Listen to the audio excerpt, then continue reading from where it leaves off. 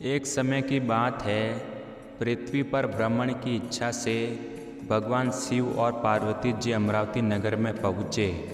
One उपवन और सुंदर भवनों को देखकर भगवान शिव को अमरावती नगर बहुत अच्छा लगा। उन्होंने कुछ दिन उसी नगर में रहने के लिए कहा। पार्वती को भी अमरावती नगर बहुत अच्छा लगा था।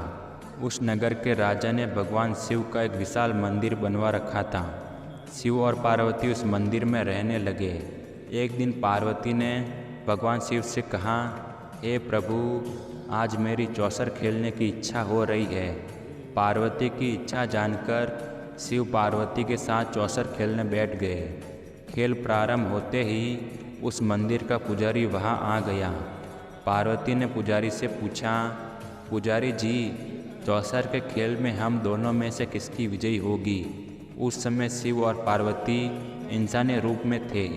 पुजारी ने एक पल कुछ सोचा और झट से बोला, चौसर के खेल में त्रिलोकीनाथ की विजयी होगी। यह कहकर पुजारी पूजा पाठ में लग गया। कुछ देर बाद चौसर में शिव जी की पराजय हुई और पार्वती जी जीत गई। पार्वती जी ने ब्राह्मण पुजारी के मिथ्या वचन से रुष्ट होकर उससे कोढ़ी हो जाने का श्राप दे दिया। शिव और पार्वती उस मंदिर से कैलाश पर्वत लौट गए। पार्वती के शाप से कुछ ही देर में ब्राह्मण पुजारी का सारा शरीर कोढ़ से भर गया। नगर के स्त्री पुरुष उस पुजारी की परछाई से भी दूर दूर रहने लगे। कुछ लोगों ने राजा से पुजारी के कोढ़ी हो जाने की शिकायत की, तो राजा ने किसी पाप के कारण पुजारी के कोढ़ी हो जाने का विचार कर उसे मंदिर से निकलवा दिया। उसकी जगह दूसरे ब्राह्मण को पुजारी बना दिया। कोढ़ी पुजारी मंदिर के बाहर बैठकर भिक्षा मांगने लगा। कई दिन बाद स्वर्ग लोक की कुछ अप्सराएं उस मंदिर में भगवान शिव की पूजा करने आई। कोढ़ी पुजारी पर उनको बहुत दया आई। उन्होंने पुजारी से उस भयंकर कोढ़ के बारे में पूछा। पुजारी ने उन्हें भगवान शिव और पार्वती जी के चौसर खेलने और पार्वती जी के शाप देने की सारी कहानी सुनाई। सांप की कहानी सुनकर अप्सराओं ने पुजारी से कहा कि तुम 16 सोमवार का विधिवत व्रत करो। तुम्हारे सभी कष्ट, रोग, विकार शीघ्र नष्ट हो जाएंगे। पुजारी द्वारा पूजन विधि पूछने पर अप्सराओं ने कहा, सोमवार के दिन सूर्य उदय से पहले उठकर स्नान आदि से निवृत्त होकर स्वच्छ वस्त्र पहनकर आधा सेर गेहूं का आटा लेकर उसके 3 अंग बनाना। फिर घी का दीपक जलाकर गुड़, नैवेद्य, बेलपत्र, चंदन, अक्षत, फूल, पुंगीपली और जनेऊ का जोड़ा लेकर प्रदोष काल में भगवान शिव की पूजा अर्चना करना। पूजा करने के बाद 3 अंगों में एक अंग भगवान शिव को अर्पण करके शेष 2 अंगों को भगवान का प्रसाद मानकर वहाँ उपस्थित स्त्री, पुरुषों और बच्चों को बांट देना। इस तरह व्रत करते हुए जब 16 सोमवार बीत जाएं, तो 17वें सोमवार को 1 पाव आटे की बाटी बनाकर उसमें घी और गुड़ मिलाकर चूरमा बनाना। फिर भगवान शिव को भोग लगाकर वहाँ उपस्थित स्त्री, पुरुष और बच्चों को प्रसाद बांट देना। इस तरह 16 सोमवार व्रत करने और व्रत कथा सुनने से भगवान शिव तुम्हारे कोढ़ को नष्ट करके तुम्हारी सभी मनोकामनाएं पूरी कर देंगे।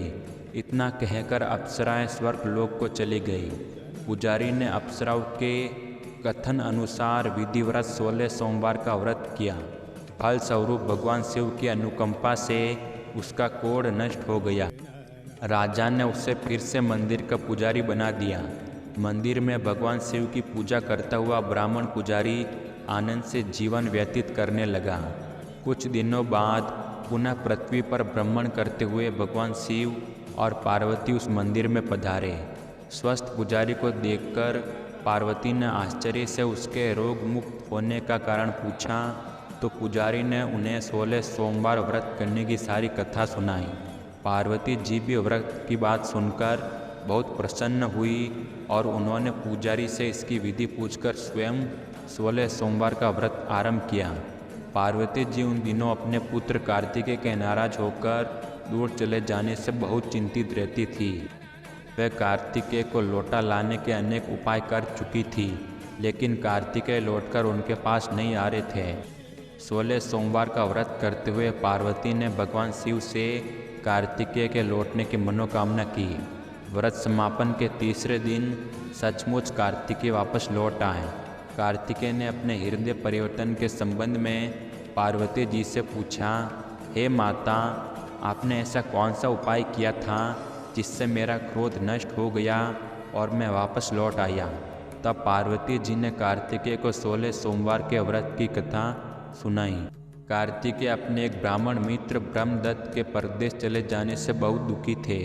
वह वापस नहीं आ रहा था। उसको वापस लौटाने के लिए कार्तिकेय सोमवार का व्रत करते हुए ब्रह्मदत्त के वापस लौट आने की कामना प्रकट की। व्रत के समापन के कुछ दिनों के बाद मित्र लौट आया। ब्रह्मदत्त ने लौटकर कार्तिकेय से कहा, प्रिय मित्र, तुमने ऐसा कौन सा उपाय किया था जिससे प्रदेश में मेरे विचार एकदम परिवर्तित हो गए और मैं तुम्हारा स्मरण करते हुए लौट आया। कार्तिकेय ने अपने मित्र को भी 16 सोमवार के व्रत की कथा विधिवत सुनाई। ब्राह्मण मित्र व्रत के बारे में सुनकर बहुत खुश हुआ। उसने भी व्रत करना शुरू कर दिया। 16 सोमवार का व्रत का समापन करने के बाद ब्रह्मदत्त यात्रा पर निकला। कुछ दिनों बाद ब्रह्मदत्त एक नगर में पहुंचा।